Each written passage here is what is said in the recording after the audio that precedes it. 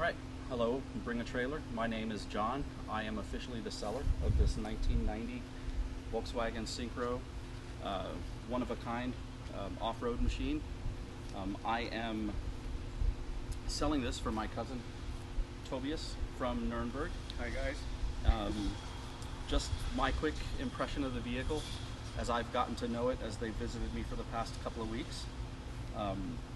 This is a former Volkswagen show car. Actually, the first year of its life was it was a press vehicle and kind of a show-off for Volkswagen to highlight some of the things that they could do with an off-road Vanagon, and it's an incredibly well put together machine.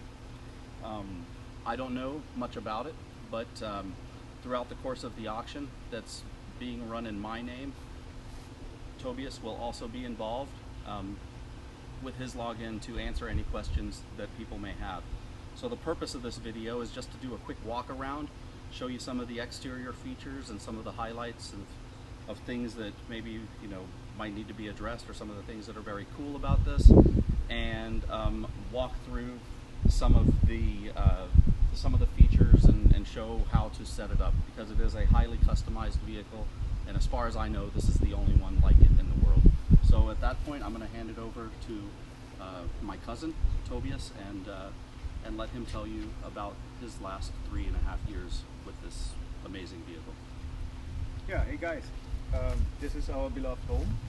We used it 2 years, as probably known from all the texts, as a traveling vehicle. We did South, Central and now North America. And now we sell it on Bring a Trailer because we need to go home, we need to start over, and after 2 years of living off savings, you can guess that our budget is run out, kind of. So, as we won't have the time and the money to restore the car, we're gonna offer it for you guys. Hopefully we find someone. So let's go quickly through the car. It's a 1919 Volkswagen T3 Transporter Syncro, of course. It has the differential locks front, back and drive shaft decoupler, so basically we used it 80–90% of the time as a 2VD. Just in case you need it, you have the 4VD, but you spare the front transaxle this way. You're not using it all the time in 4VD. It has the special front from Project 2, meaning the fog lights, they're kind of rare, and the grill, the Africa grill, it's needed that one because it's a diesel, 1.6 turbo diesel, so it comes with a water-cooled engine, and water-cooled engine need a radiator here.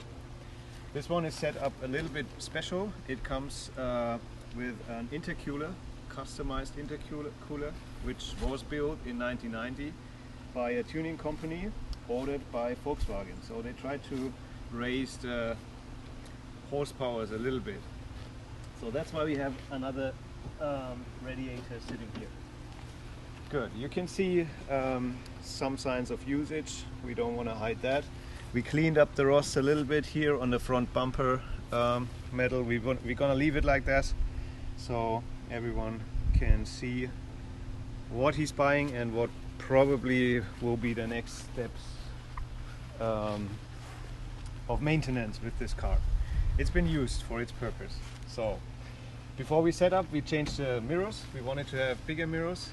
This one is a kind of aftermarket Volkswagen part. The actual mirrors are from the Mercedes Sprinter, come with the wide angle view, which helps a lot in South American traffic, I can tell you. That's another special part, like the covers of the wheel housings. Everyone who is into that theme, that belongs to the 16-inch versions. This car was an original 16-inch version, although most of the 16-inch parts has been replaced for the trip or by former owners. This one we built it. That's for bulky baggage. We used it for a fishing rod. So everything that's long and kind of bulky can go in here. It's lockable, so brings some security, although I wouldn't put my treasury in here. This is another special thing, double layered windows that can fold out. Special camping windows. They are original, still in very good shape. Then we go on here. We have the connection for the power. So that's a 240 volt. That's a lemon for the US market here. As the car origins in Germany, everything is set up in 240 volt, but with a little bit of knowledge you can easily change that. All you basically have to do is change the charger, which at the moment just works with 240 volt, and the connections. Then this one, original part as well, from 1990. It's sand ladders.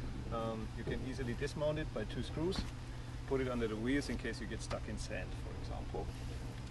Then this one is an invention of us. It's a pre-filter, pre-air filter. The reason I can show you later.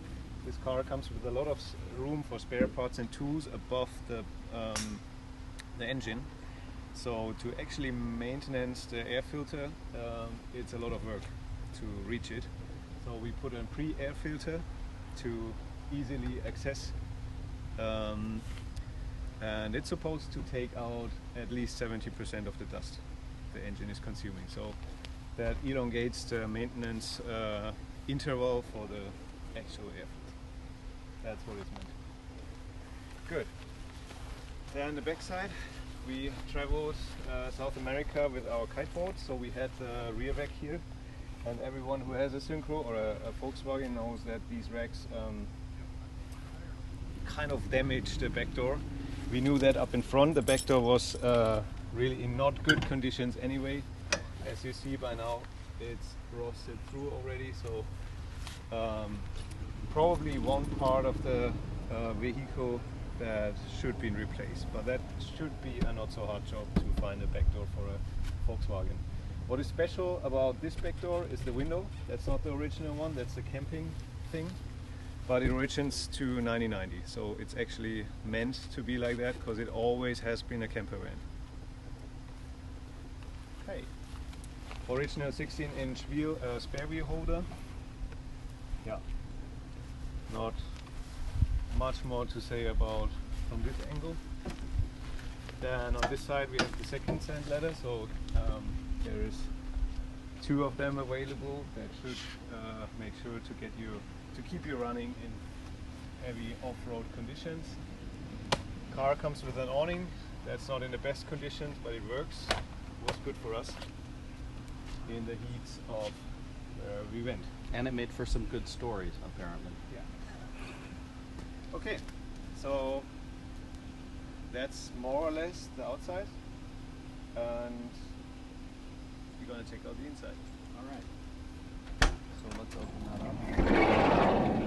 up. As you can see, at the moment the Syncro is set up for is indoor bed. You probably know that. All of them has a convertible couch and bed in the lower region. Downstairs, yeah. Sleeping. It sleeps 4, right? This 4. is probably the setup for bad weather conditions, or it's really freaking cold. So normally you would pop up the roof, which we can show you in a minute. Actually, here's a special part. We built that one. That's extra storage, lockable storage. You can see the locks here, and the piece itself is removable, and that's what we actually gonna do right now to have more space and to show you around. So the door is lockable and the holders are lockable. That's pretty. Yeah, I mean, you know these old locks of a car from the 1990s. Yeah. That's not a problem for a thief. So we just try to make it hard for easy. them. Yeah. In the inside once they reached our interior. So, good. So now we've got a spacious vehicle here. Quickly remove that. By the way, it has a table. And the tabletop is this door, right? This one?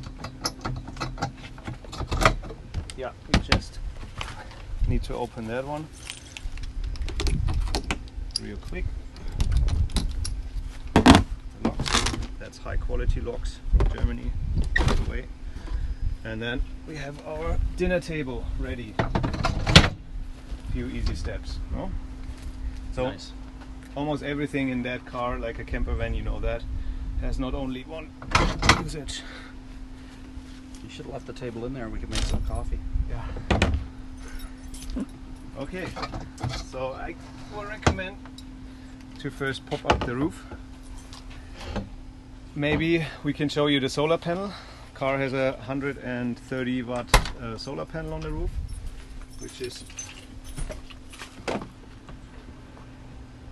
our opinion, very sufficient. Served us well. We haven't got any electric problems so far.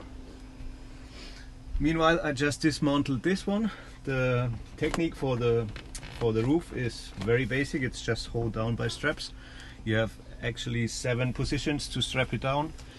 It's a heavy duty pop-up top, so you can load weight on it, and the producer gives you guarantee for 200 pounds on the roof, still possible to go off-road with the car.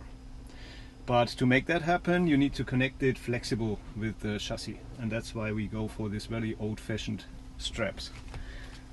Okay, so this is the actual cable that connects the solar panel, which you just saw, to the solar converter. Needed to be flexible as the roof pops up. So this is what we done. We use the spiral cable. And then there's sadly another lemon, I have to tell you. This gas spring stopped working in, it was Peru. So actually the last half of our journey, we had to push it up with all the weight on it without the lift assistance. So there is some thinking or some constructing needed. This one has to be replaced in any way. So you push it up,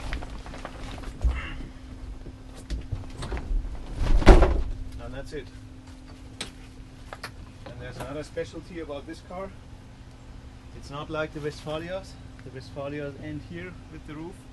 They don't cut the B column, so they leave the chassis in a stiff, intact way. It's a different concept here. They cut the roof out completely, and to give back some stability to the car, or actually to improve the stability of the car, they weld in a frame all over the roof. So that is quite an effort. It was very expensive the time they built it. Actually, we know only about 3 other cars that have this kind of rooftop from this company, which is called Special Mobiles. The company is not existing anymore, so there won't be any more models like this. And it gives us the advantage to have a huge room inside the car. As you see, I'm not the tallest, but I can stand easily everywhere in the vehicle. And of course, like all the Westphalias as well, you have a proper bed upstairs, Nice. which you can use. So it's an off-road townhouse. Off-road townhouse, yeah. Of course, it comes with windows. The tent itself is 27 years old, so forgive us if it has patches. We had to renew some parts. We have to renew the mosquito netting, but it shouldn't be that hard if you decide to completely renew that part. Now, when we were taking pictures yesterday, you had covers for the inside, or?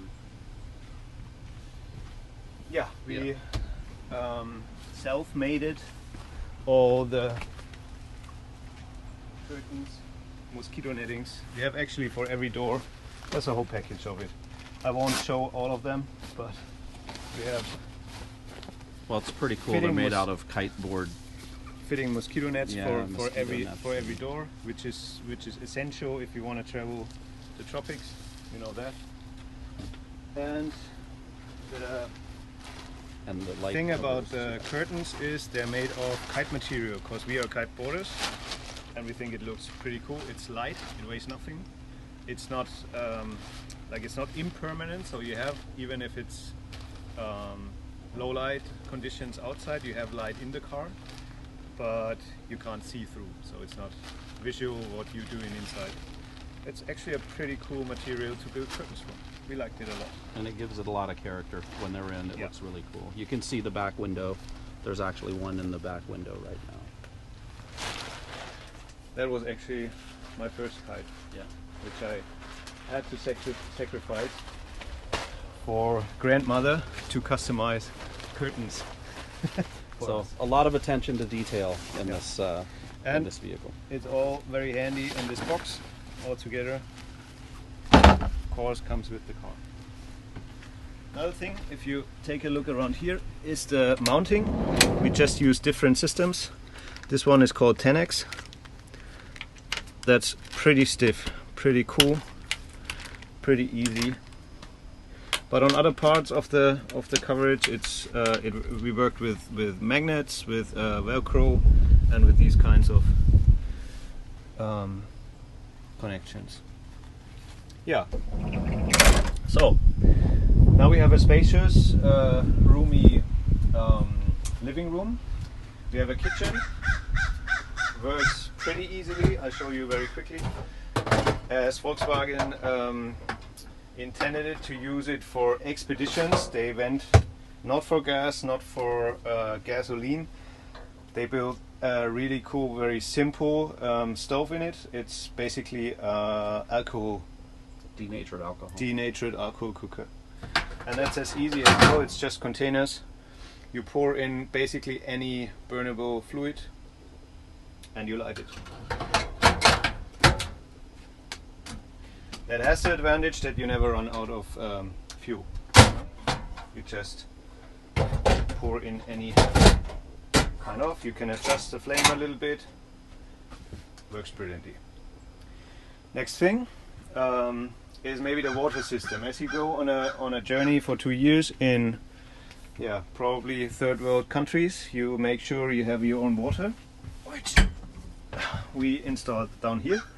It's a small water tank, 50 liters, which is 12.5 something gallons of fresh water. It can be filled with this hose.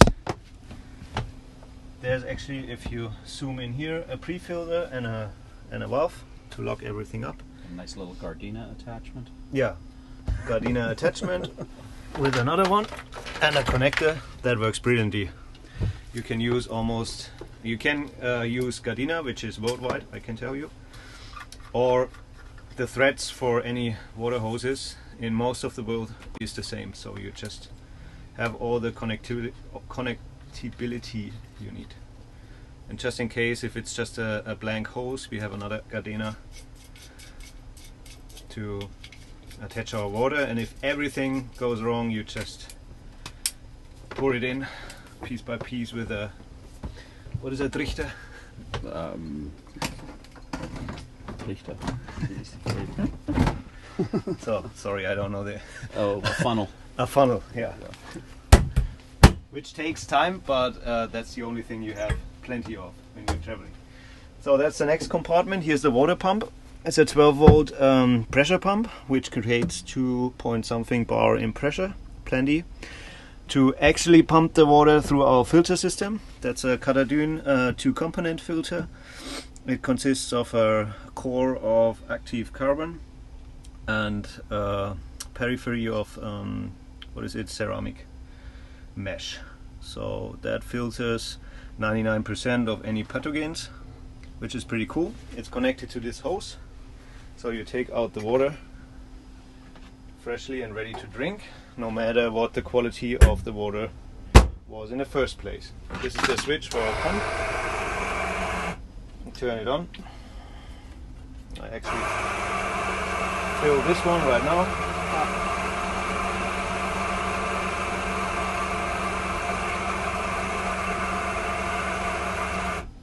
There we go.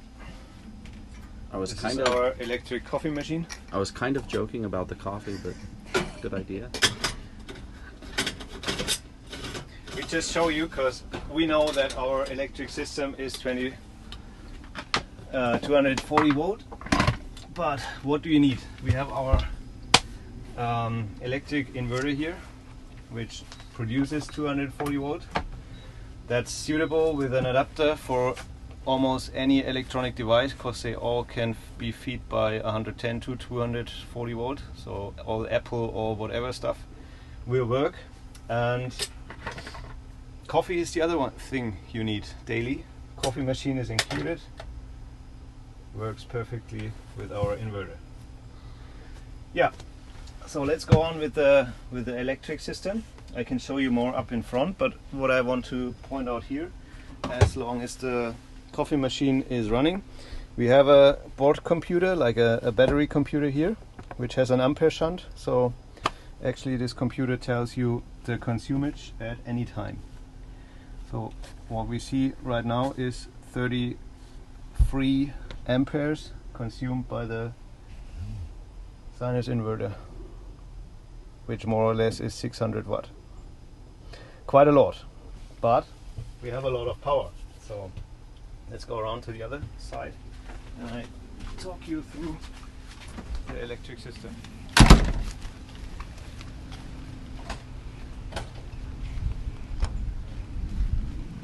To start with, we built everything on our own.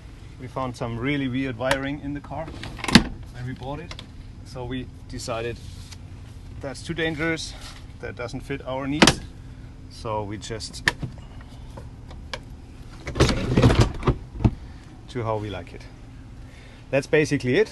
This middle console is built by us, basically to be our electronic center, which means down in the bottom there's two batteries just like this. So a total of 3 times 60 ampere hours is our battery system, which we have for consumage when the car is not running. It's pretty much, that's deep cycle gel batteries with a proper charger. This is the 240 volt charger, which is connected to the outside power plug. So this is the one you might want to change if you want to have the car suitable for American power system. The second device here is a charging converter, which takes the energy from the engine's battery, measures it with these small wires. Once it's full, it takes the power and gives it in a proper, suitable geo deep cycle battery fitting curve of charging. I can't explain that really better, but it's a good thing to have if you have deep cycle batteries, because if you connect the deep cycle batteries just to the alternator, that wouldn't be the right way to charge a deep cycle battery. And this device does it. Crazy expensive, works since 2 years, 24/7, not a single problem. Very good thing. And as impressive as all this is to me, since it's a customized setup, what impresses me is that you also have made your own schematics. Yeah, just with the intention for a second person to think themselves through our system. I think it's very important that we, for example, have the fuse box here. So this is, I think, visual. It should be easy to understand. We have a fuse box with the plus pole connections with all the fuses. Here is the list. What circuit is what device. We have all our electric devices secured by a fuse separately. So no matter what happens, that's a secure system. So, and up is the negative side, which is just a few devices that can't take the negative pole from the chassis. We just fed it to the fuse box. As I said, it's the solar charger, which doesn't do much at the moment as we are parking in the shade, of course. And that's the ampere shunt, which the charging computer needs to measure actually the flow of energy, the amperes. So yeah, cool system, I think.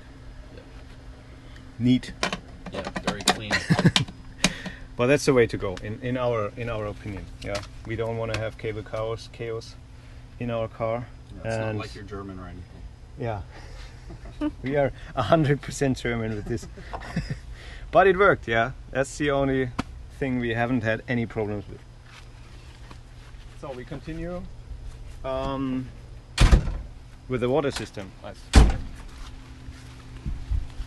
We already started the water system. one very special thing about our water system. You can experience the coffee. It's done, almost done. Nice. It's an Italian espresso machine, and we cannot survive without good coffee. So that thing, really important. And it's included. It's included, yeah, all included. So you come up here, that's behind or underneath our bench. There's on the one side is the diesel heater. Very cool thing to have if once you go up in the mountains or further south, further north, cold regions. Easy as hell, works and uses the same fuel as the car, so you don't have any extra fuels to fill, no propane, no nothing. It's just connected to the actual diesel tank of the car. That's the console where you can put all your settings, how warm, how long you want to have it. A little special is this switch. It's 1 and 2. It's just an altitude kit, because a diesel heater just works up to a certain altitude. Once you get above, I don't know, 6,000 feet, you should switch it to 2, which basically is just a second pump, a second diesel pump, which has less flow. So the ratio diesel to air is correct again, because as you know, the higher you get, the less air you have in, the less oxygen you have in the air, and the diesel with the normal pump wouldn't work. We just turned it on so you can hear that it's doing its job. Needs some time to warm up. Car sounds like it will airborne in a second, but that's only for the first 5 minutes till the heater is actually warm, and then it is very quiet. Second special thing under here is this tank. That was a very clever idea, we think. We just connected, you can see it here, this tank to the coolant system, coolant circulation of the engine. So actually this thing here heats up water to the engine's temperature, and it's very well isolated with neoprene, so the water that has been heated up will stay warm for at least 24 hours. And that's where our hot water system comes from. We have 2 hoses. It leads to the second tap of the sink over here. So you have hot water available here for doing your dishes. And then I'll show you around to the second place where we needed the hot water.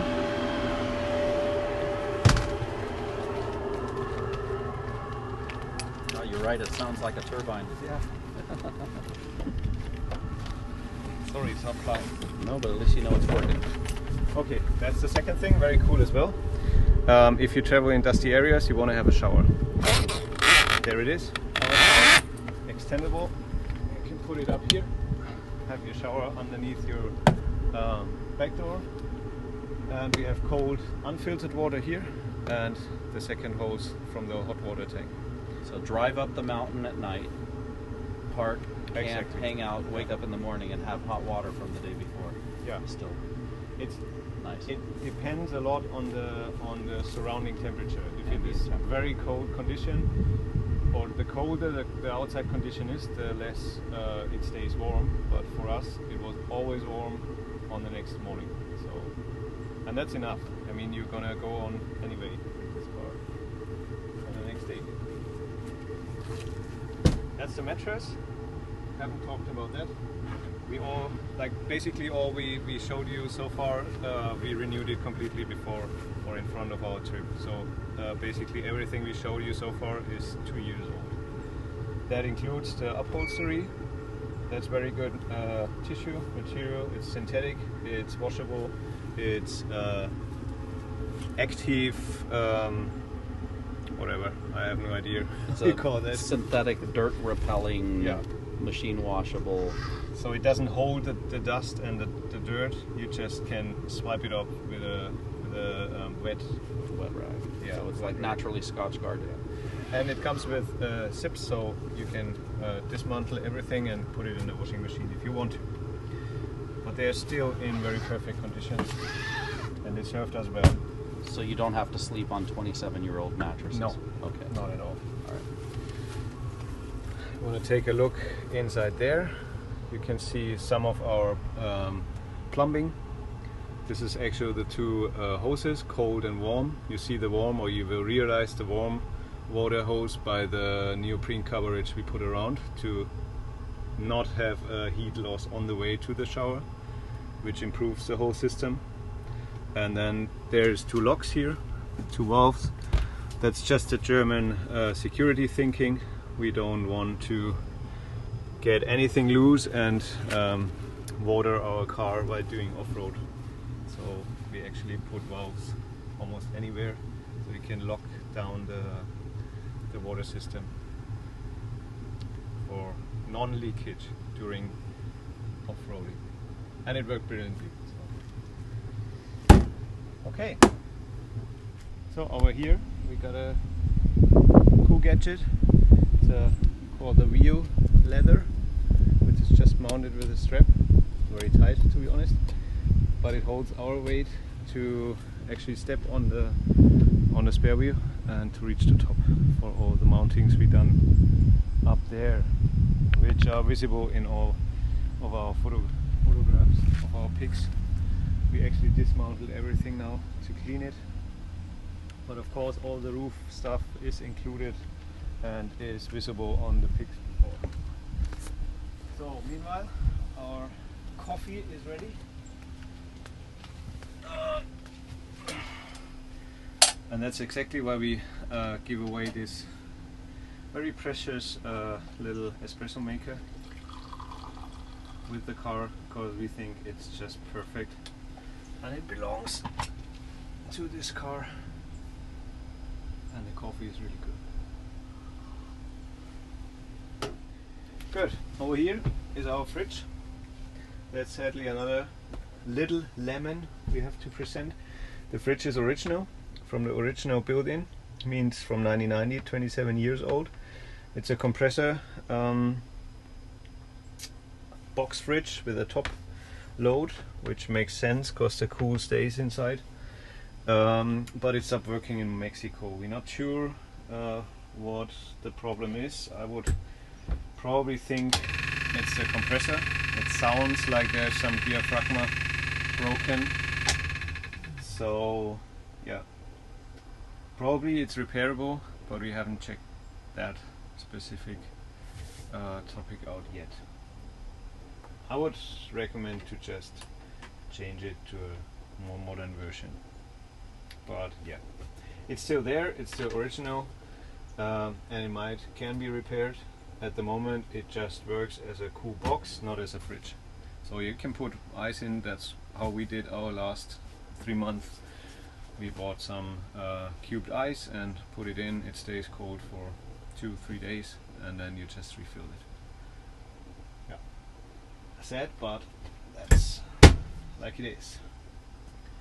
Okay, so if you want to have a quick look at the computer, now that the coffee is ready, we have no consumption, 0.0 ampere hours going in or out the system. If there would be some light, we would see that we actually charge a little bit of amperes. It gives you the total amperage, so 142 is left of our 180, 78%. It gives you the voltage of the starting battery and the voltage of our battery system for the interior use, and the amperage in live view. That's what we already said. Next to it, that's just a simple temperature gauge, which gives you the time, the outside temperature, the inside temperature, and that's the date. Good. So we're done.